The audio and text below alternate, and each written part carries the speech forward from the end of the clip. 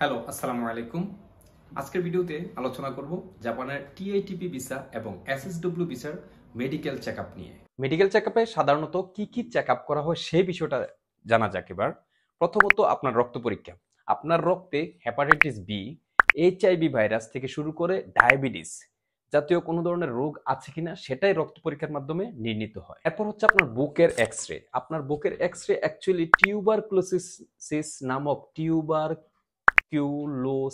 নামক কোনো রোগ আছে কিনা সেটা চেক আপ করার জন্য আপনার বুকের এক্স-রে করতে হবে। এরপর আপনার মূত্র পরীক্ষা করতে হবে। আপনার মূত্র পরীক্ষা কেন করতে হবে? বিশেষ করে আপনার কিডনি সঠিক আছে কিনা, আপনার কিডনি ঠিক আছে কিনা তা পরীক্ষার জন্যই মূত্র পরীক্ষা করানো হয়। এরপর আপনার শারীরিক পরীক্ষা, আপনার চোখ, কান, মুখ, গলা সবকিছু ঠিক আছে কিনা, কোনো সংক্রামক ব্যাধি আছে কিনা সেটা অ্যাকচুয়ালি এই ধরনের পরীক্ষার মাধ্যমে করানো হয়।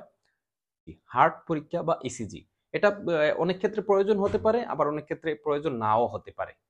প্রথমত রক্ত পরীক্ষা, দ্বিতীয়ত বুকের এক্স-রে, তৃতীয়ত কি মূত্র পরীক্ষা, চতুর্থত আপনার শারীরিক পরীক্ষা। এই চারটা পরীক্ষা বিশেষ করে। আর হার্টের পরীক্ষাটা বিশেষ সব জায়গায় নাও হতে পারে, বিশেষ কোনো কোম্পানিতে এটা প্রয়োজন হতে পারে।